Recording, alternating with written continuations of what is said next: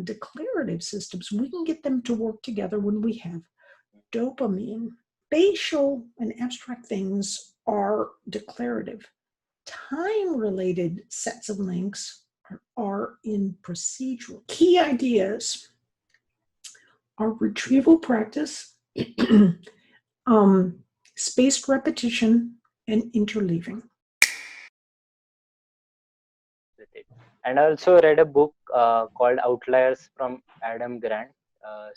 There is a small short story where he explains that there was this girl student. She was given a problem about how to figure out the slope of the line. So the program was just inputting x and y values, and by the output she has to guess what is happening. So it is on similar lines, and the professor was astounded by the like the amount of time she was willing to spend with that problem. And the research then traced back this ability to their culture in China, where they were rice paddy. So they used to do rice farming, and they had to be so focused and handle a lot of things, that patience was like built in their culture. So that is what distinguished her from the rest of the students. Which brings me, yeah, you go. If you want to. Yeah, I think Gladwell's work was just phenomenal on that cultures can help create, and the external world can help create conditions where people begin to realize how important learning is. And I think that's quite true. But also, sometimes I think a culture can put too much respect, should I say this, on teachers. If you have too much respect for what your teacher is saying, you actually don't question as much. So there can be these contradictory things going on in a culture, I think, where learning can be of enormous value and it's enormously respected. But if teachers, and teachers deserve respect, but at the same time, if you put them on a pedestal where they can't be questioned, that's not such a good thing either. So this sort of yin and yang of different societal poles. So the time limit that you put on Pomodoro, if we like increase it, like does it eventually lead to the what is called as the flow state? So is that the same thing? No. Flow state, and I've seen some very interesting discussions of this. I think flow state occurs when you are when you're doing something you are really, really good at. It does not occur during that state when you are using deliberate difficulties to try to grasp something hard. Once you've already grasped that hard thing, for example, you're learning how to play a musical instrument and you're learning this very difficult song. Once you've learned it, you can get into the flow state when you're playing it, but that did not happen during the time when you were deliberately focused on trying to get it inside you. Learning is often at its best, it can be something that you almost deliberately make difficult for yourself. And this all goes back to Bob Bjork's work at UCLA, but deliberate difficulties, in other words, kind of challenging yourself to push on to what is more, to the harder things, and also to making that learning, not taking the easy way out. In other words, not just sitting there rereading something, but seeing if you can recall what you've just read. Can you retrieve the key ideas? That's much harder. And so I think there's a difference between flow, which is when you kind of riding on all the great work you've done before, versus first learning something. So do you think that is how the monks are trained, and because they like deliberately make things difficult and they try to learn things of great patience, so that is how they are trained? So Do you have any idea about that? I wish I was an expert on meditation techniques. All I know is that I'm in awe of some of the techniques that they have developed that are clearly in line with promoting different ways of focusing and looking at materials. Yeah, so I do think it seems that some patterns of meditation help build focus, some help build diffuse mode. But what is interesting though is if you use focus mode in meditation and you really do a lot of focusing in your life, it may actually suppress the diffuse mode. So there's some ways of, for example, when you're learning declaratively, it can actually suppress the procedural ways of learning and vice versa. So there's all these little trade-offs in the brain, and getting systems to work together is it's, for example, in focus versus diffuse, we can get them to work together if you take certain forms of mushrooms, but I don't think we want to be doing that. With procedural and declarative systems, we can get them to work together when we have dopamine, and then they will work collaboratively together. So what can you do for dopamine? So you're curious, that enhances dopamine. You've had some laughter along with your learning, you're enjoying what you're learning. That can enhance, and that can get those two systems to work collaboratively together to enhance your learning. So it's all quite fascinating to me. Right. And I saw a video online, like there was this monk who was explaining that the flow state is actually when your skill meets a problem. So your skill and passion meets a problem, and that is how a flow state is. And so basically a flow state is influenced by an external factor, whereas in a meditative state, which is a higher state than the flow state, in which you control where to focus upon. So I think now it makes a little bit sense about the discussion we had about the monks, that they have the ability to change their focus and apply the focused and diffuse mode to the things they wish to have the focus on. So, Yes. And one thing I want to learn more, though, about is that difference between declarative and procedural learning. Because declarative, like let's say you're trying to shoot an arrow, your mind says, okay, focus on the arrow. This is how I first pull back and so forth. But a person who has done this a lot, they can just sit there, pull back, and it's like their declarative system is monitoring the procedural system, but not stepping in there. And so as soon as it steps in, you overthink it and your shooting goes awry. So, that difference between sort of be one with the arrow as opposed to kind of getting your declarative system in there, it's really quite fascinating something to in think many about. skills.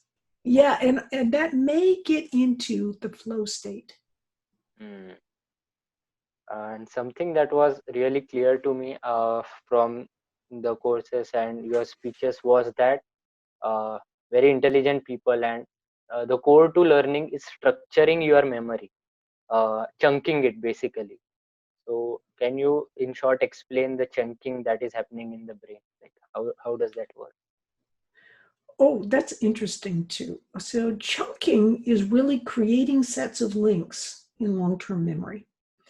And let's say you are creating sets of links about a little piece of music you're learning. So you create a little bit, and then you learn another piece of the song and another piece, and then you string them together into a longer chunk. So you can almost think of it like a ribbon in how you're learning. You create these sets of links in long-term memory. As it turns out, chunks created by your declarative memory often relate to spatial or abstract ideas. Mm. So what you learn, like if you learned that, the World War II was in some places beginning in 1939, you're learning this date, you create that set of links. But if you're learning, that's almost like a spatial link. But if you learn something like how to serve a tennis ball, that's procedural. It turns out that those are sets of links related to something that is in time as opposed to in space. Mm. Spatial and abstract things are declarative. Time-related sets of links are in procedural. Your working memory, which can hold only a little bit, can either grab those declarative sets of links or those procedural sets of links. And it's quite different. It's like there's chunks can be either time chunks, sets of links, or related to spatial sets of links. All chunks are really just connected sets of neurons. So, learning some new things does involve creating related chunks, right? Yes, absolutely. And the bigger your set of chunks or sets of links, the more expertise you're developing. Mm. And what are some effective techniques of developing chunks of memory that would eventually be helpful in learning the skill? So there's several different ways to do it. So the key ideas are retrieval practice, um, spaced repetition, and interleaving. Mm. So retrieval practice means don't just sit there and look at the page. Look away from the page. See if you can get that. See, when you look at it on the page, you create this really faint set of links in long-term memory. It's only when you look away and try and retrieve it from your own memory that you start strengthening those sets of links. So if you do it as spaced repetition, in other words, you're learning vocabulary, or let's say you're learning how to solve a problem, and you look at it one day, you see if you can check it, so you might check a vocabulary card several times one day, do it again the next day, and then the next day, and then maybe wait a few days and start spacing it further out. It's when you're just about to forget it, that's when you really want to repeat it. That's spaced repetition. Of course, it's always a question of, was I really about to forget it? How do I know exactly? And there's algorithms, but it's there's no specific set rule on any one given thing. But And what retrieval practice does helps build your declarative memory. Spaced repetition helps build declarative and procedural.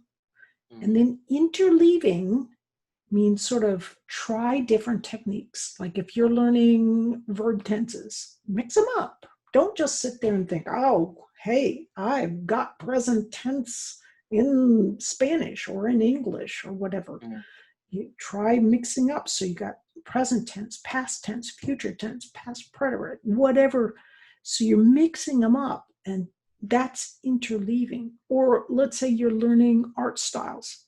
Don't just study a whole bunch of postmodern pictures. Study a postmodern, then a modern, then maybe an impressionist. So mix them up, interleave them, and then you'll start seeing the patterns. So you're not only helping your declarative, but you're also helping your procedural to build build at what it's really good at, which is figuring out patterns of differences and similarities between different things. So those three approaches can be invaluable in learning.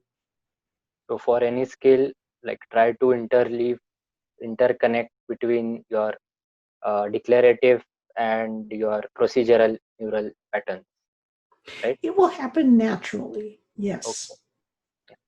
And does the like you must be aware of the technique of mind palace. So is it related to structuring your memory or the chunks in your memory? Is it related to it? Okay, so what Memory Palace does is it can help enhance information you are learning through the declarative pathway. Hmm. So by making connections between things you already know, for example, you're trying to remember pato is duck in Spanish.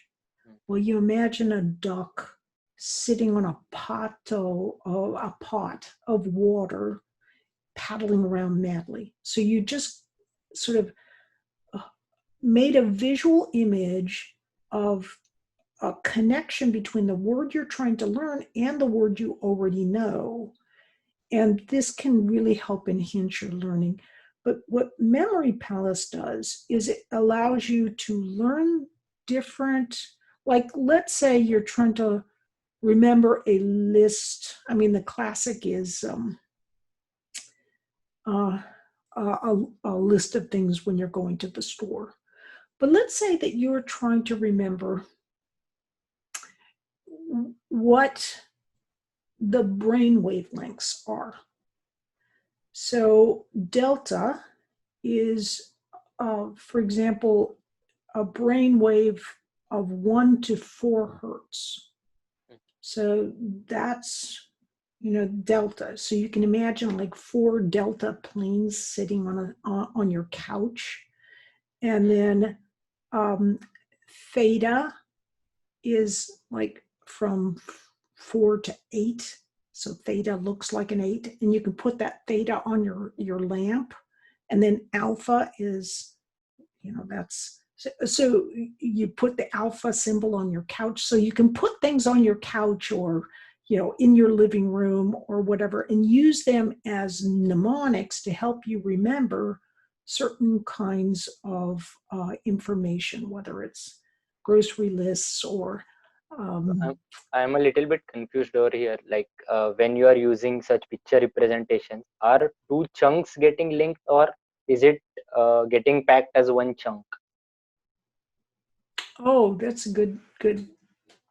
My sense is it's all becoming one chunk, but it is smaller chunks that are building together, and each chunk has like almost like an arrow or an indicator that is connecting you to the next chunk, and that connection is the room or the house or the mental structure that you are using, to put things on in your memory. Hmm. And Does that make sense? right, yeah, a little bit. I'll have to look. Uh, yes, but it is making sense. Like those are not like the first and the third are not so very related, but through the second chunk they have a pathway. Is that what you're trying to say? um, it's like saying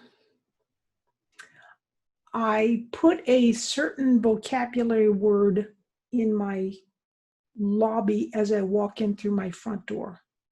Hmm. Then I walk into my kitchen and there's the second vocabulary word sitting on my table.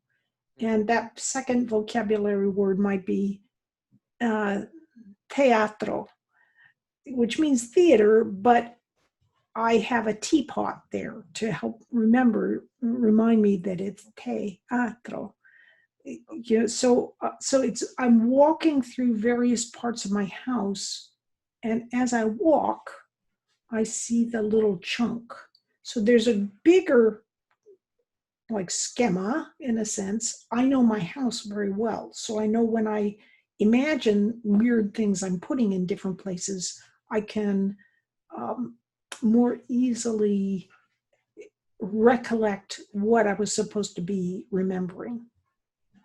So when we say that we have a bigger picture understanding of what is happening, do we like have a sense of the schema? Like, is a schema getting developed in our brain? Is that what is happening? Like, uh, in any concept, if we see that I now know how are the various parts getting connected over here. So in my brain, is it forming a schema like thing? Okay, so a schema is going to be quite different than using a memory palace technique. That can help us learn individual pieces of information, but it doesn't really help us understand that information and how it really all ties together. So memory palace is good in that it helps us, kind of remember all these little chunks, but it doesn't help us integrate those chunks. And incidentally, I should say Nelson Dulles, the 4-time US memory champ, has a lot of really good videos on memory and how to remember things. Our ability to put together and see the big picture of what's going on and develop a schema really only, so schemas are, they're like a network of neurons that capture all the key ideas or most of the key ideas about the subject that you're trying to learn. And they're all integrated together. So let's say that, like when I studied Russian for quite a bit, so I have a Russian schema in my brain. You have a good English schema in your brain. When I hear a new Russian word, I can, or a sentence, even if parts of it I don't understand, I can learn it really quite easily because I already have a network of how does Russian pronunciation happen? How do they construct sentences and so forth? So when I learn something new in Russian, it can easily go into my schema. And likewise for you, you learn something new in English, you can easily put it in your schema. But if I was trying to teach you, да здравствуй, как идет сегодня? You'd be like, I can't hear it. I can't like parse what's going on in what you're saying. Like when I hear Portuguese, I'm just like, because I can't parse the words even. I don't have a structure yet to start hanging things on. So a schema gives you a structure, and then you can more easily put new ideas. But schemas only develop after you've practiced and really worked with things. So is it how you define understanding as opposed to remembering is like taking all the key concepts and forming a structure like thing? Is it how we define understanding of a concept? I would say so. I mean, in a more nuanced way, you can understand something really well and you cannot explain it. So you need to understand something, you need to understand it both declaratively, so you have sets of links created through your declarative system, and procedurally a lot of times, and you can't explain that. So that's why if you ask a native speaker why certain things are done in that language, they will look at you like, well, because that's just how we do things. They can't explain why. Whereas if someone had actually learned that language declaratively, they can explain to you why certain things are done a certain way. So when you learn your native language, you're learning procedurally. Like little kids have a really good procedural learning pathway. It's not as good when you get older. So when you really have a good conceptual understanding, and it depends on the subject as well. Some subjects are, they're more dependent on declarative systems. Some are more dependent on procedural systems, but most subjects you need to learn through both systems. But let's say you're learning math. Some of the world's greatest mathematicians were kind of along the autistic spectrum. And the way that people along that spectrum learn is more procedurally. So this is why when you'd ask them, well, how do you do this? They'd be, or why do you do it this way? They're like, well, cause it's just obvious. I mean, one time Norbert Wiener, the brilliant polymath, was asked, well, you gave this result in class, but I want to understand how you did it. And so, at least according to legend, Norbert Wiener thought for a minute, and then he wrote down the answer. And the student said, no, but I need to understand how you did it. So Norbert Wiener thought for another minute, and then he wrote the answer down again. And the student said, I need an explanation. And Wiener said, look, I've done it 2 different ways. What's your problem? So sometimes you can understand things, but you just don't know how to explain how you did it. And it depends on the system as to how that. So that was a long digression on having a good conceptual understanding does not necessarily just mean that you can describe verbally what you're doing. An interesting analogy would be like, if you are aware of the neural networks, there is an input, there is an output, but you cannot really explain what is going in the hidden layers. So yes, that is a good analogy. And of course, that little black box is often the crux of many a study that has turned out with very funny results. So we're always, I think, a little rightly suspicious of what's going on in that black box in between. Now I will take you back to the question of like improving your working memory, because one technique that you suggested is the recall to strengthen. So is there any other technique besides recall to strengthen your working memory?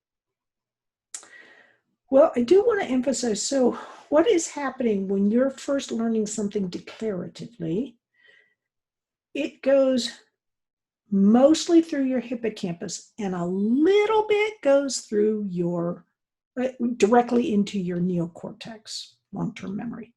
So it's mostly hippocampus. We can make it go in much faster. Well, it actually always goes in there, but we can strengthen it much more quickly if you use retrieval practice. So just recalling can strengthen it actually more quickly than any other technique we know of. Now, as far as the working memory itself, generally you can hold like 4 pieces of information at a time. It may be more or less than that. Some people they've got very large working memories. They can hold a lot of information in memory at one time. But, the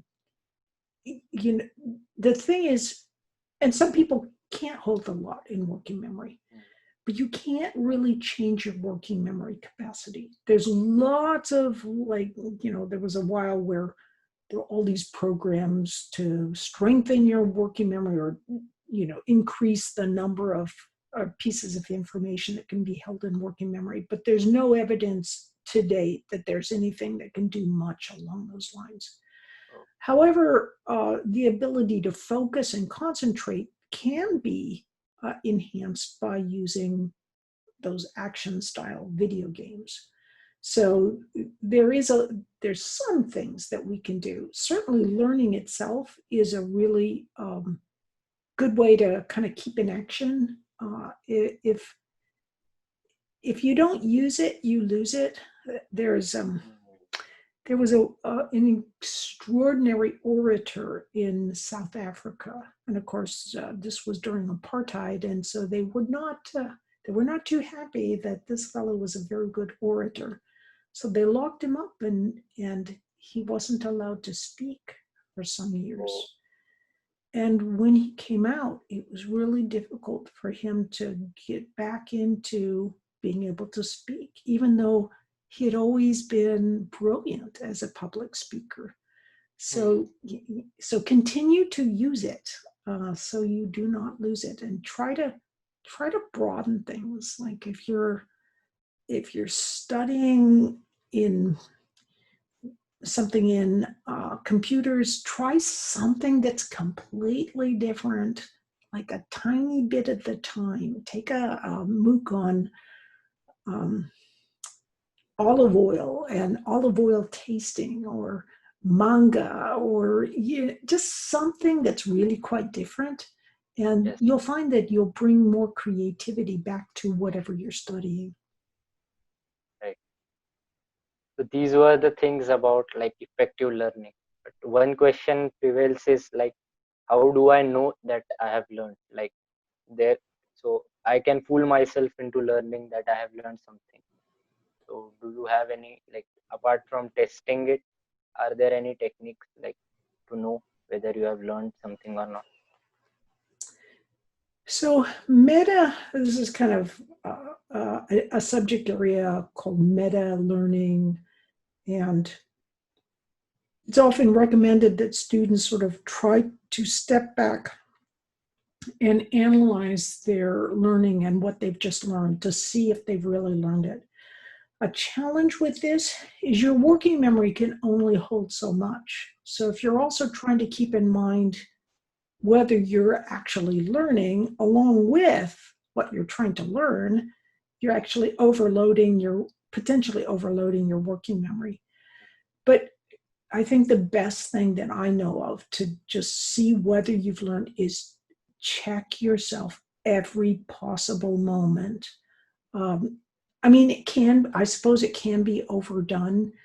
For example, I do a lot of reading, and I can't remember everything I read. I just can't.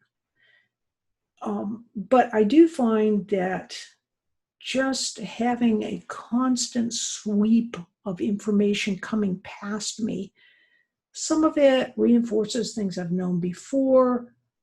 It starts helping me look at new areas. Bill Gates is famous for taking a week off every year and just reading. And I think what he's doing with that is he's trying to look at lots of different things at once and get them into his memory, his hippocampus, and he's got fresh all this information at once. It's a deluge, and he can more easily make those connections with what he's Hmm. learning. So I think just doing the best you can, but check yourself as you can with stuff that you think is really important. Sometimes I use a flashcard system called I Do Recall to what I can do with that is, for example, put in research papers and create little flashcards with some of the key ideas from the research papers that I want to Hmm. remember. And what that will do is, for example, let's say that I'm off giving a talk somewhere and someone asks a question. Oh, it's a lot easier for me to recall the actual phrases and so forth if I've practiced a little, because I knew that was important. But sometimes it's just enough that I can remember, oh, if I go to that paper that's by Wang and Morris, that's got the key idea in it, that's enough. So indexing basically, like indexing to the referencing, right? Yeah. And now, like another important factor is that suppose you have learned something wrong initially. So how do you unlearn things? Because at today's age, it is also very important to unlearn as like we progress through technology. Letting go of old learned patterns is as important as learning new stuff. So do you have any idea about how it is done? Oh, well, tongue in cheek, I could say that when have a little shock box. So whenever you think about that incorrect thought, it shocks you, because that would really quickly teach you not to be thinking that way. Um, but since we can't actually do that, what we can do is we can just practice and practice with the new ideas, and try as much as possible to avoid thinking about the old patterns, the erroneous ways of doing things, and just keep practicing, keep trying. When I'm trying to study Spanish, sometimes the Russian comes back, but you just kind of keep, it's like, this is not the appropriate time for Russian. I need to be speaking in Spanish here.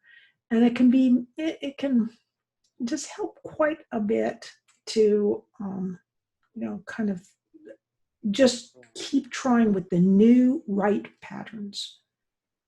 Right. So, speaking of new technology, you must have heard about Elon Musk Neuralink. So, what are your thoughts about the Neuralink? Oh, I think it's just, who couldn't love the brash brilliance, despite its occasional really bad things, of Elon Musk. I mean, Musk he's thinking. You need creative thinkers like him in order to advance society. Uh, I think at this point, we're we're probably 100 years or more away from being in a viable technology of that form. Maybe I'm wrong. Maybe it'll be in the next 20 or 30 years. So it's probably past the time when I'm going to be worrying about it when it actually comes to reality. So I haven't really worried or thought too much about it. I do think it's inevitable that something's going to happen along those lines in the future. Um, and one could not help but love to have a plug where I could instantly speak another language or something like that, but it's just so far away. And I guess I don't like to think about it because I also am aware that there's many ways that that kind of thing could be misused. Mm. And so it's exciting, but also worrisome. So I don't worry about it by not This thinking about question it. was just a detour from our conversation. But I suppose we have been like developing new forms of inputs to our brain, because initially it was only books. Then now we have videos and teaching people. We have podcasts. So, what do you think about different kinds of medias, and how does learning change when these are brought? The brain learns in pretty much the same way as far as making neural links.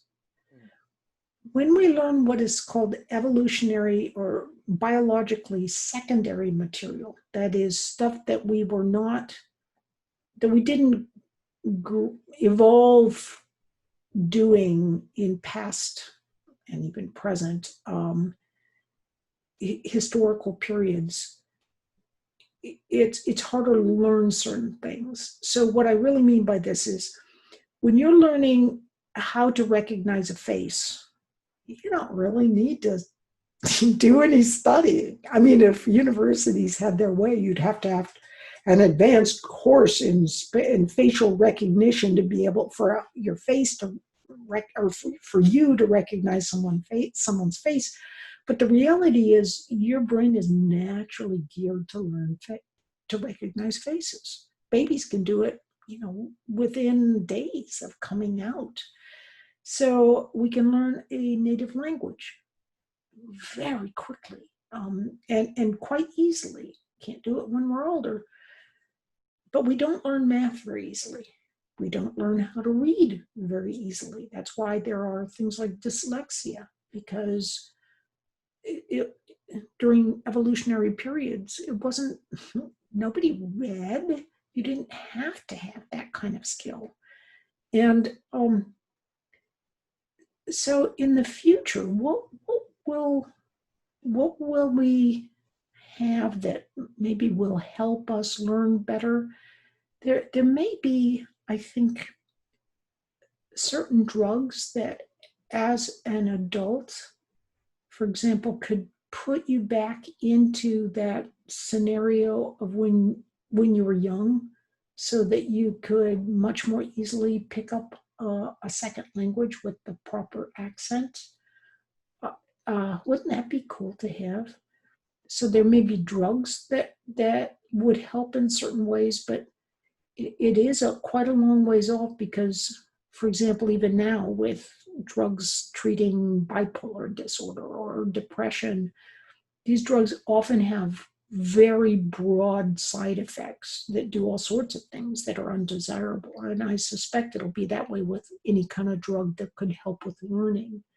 So I think we're still a long ways away, but I think what would be cool is if there are some ways to tweak the brain, either through some kind of medication, perhaps something electronic, but it would probably need to be enhanced with medications of sorts that could help us learn more quickly. But I think we're a really long ways from that. I think where we are is that we know all this information about how to help students learn together, but we're not teaching or learn better, but we're not teaching students this information. We're sometimes teaching a little bit of it to teachers, but students themselves, they don't get to learn this stuff unless they're, for example, listening to, podcasts and video casts like yours, and they're older. And isn't that, it's really good, but at the same time, you want students to be learning this much, much younger. So I think we have so much that could be done to enhance students' learning even now that we're not doing. And one of the problems with the future generations will always be the information overload. So in maths, like we have formulas so that we don't have to remember each problem. So we make it concise, as we previously discussed about the meta learning. So are there any techniques that you yourself follow that helps you with a lot of information overload? Restricting myself using the Pomodoro technique. So I just do what I can during a limited period of time. When it's a key point, I try to memorize that point rather than just saying, I can always just look it up, because looking it up doesn't put it in your mind. You don't know French if you just Google up how to say something in French. You need to pick out the key points of what you're learning, and you need to make sure you get them in your brain, and not relying on just, I can always go look up other stuff. Part of information overload is just cutting through the chaff, cutting through all the extra stuff and picking out what's key for you and what you're learning. And that's going to be the same now as it is 100 years from now, as it was 100 years from in the past when Victor Hugo was writing Les Miserables, and at least according to legend, he made himself, or had his servant lock him naked in his room so he wouldn't be distracted with all this other stuff going on. And he only had a pen and paper, supposedly, to write his books on. There's always distractions.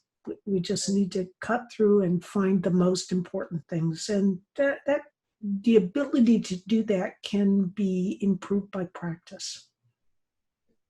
As we come to the end of the podcast, I would really like for you to share with the audience what you are currently working on.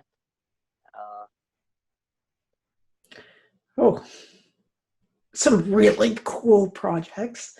So I just submitted the manuscript I wrote with Beth Rogowski and Terence Sanowski, called Uncommon Sense Teaching. And that went to Penguin Random House. And it's a book for teachers about the neuroscience of learning that gives practical information that helps teachers improve their teaching and also understand. So it's sort of like understanding enough of the auto engine that you can get the best performance out of your car.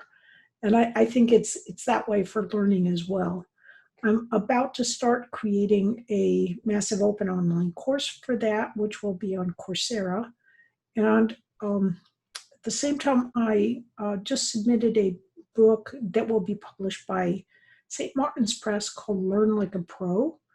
And that's with my co-author, Olaf Schemes. And this book will also be made into a MOOC that will be on edX.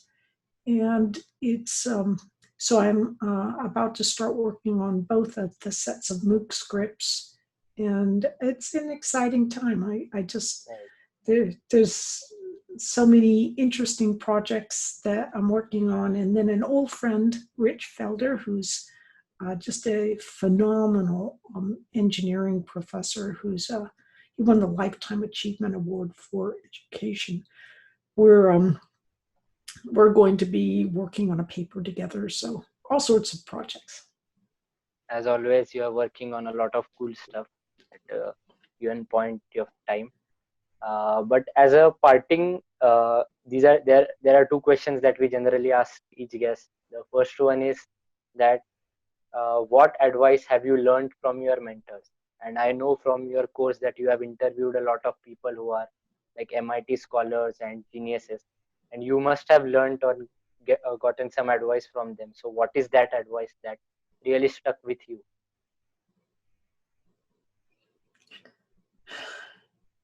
I think from my mentors, I've learned key ideas about effective teaching from them.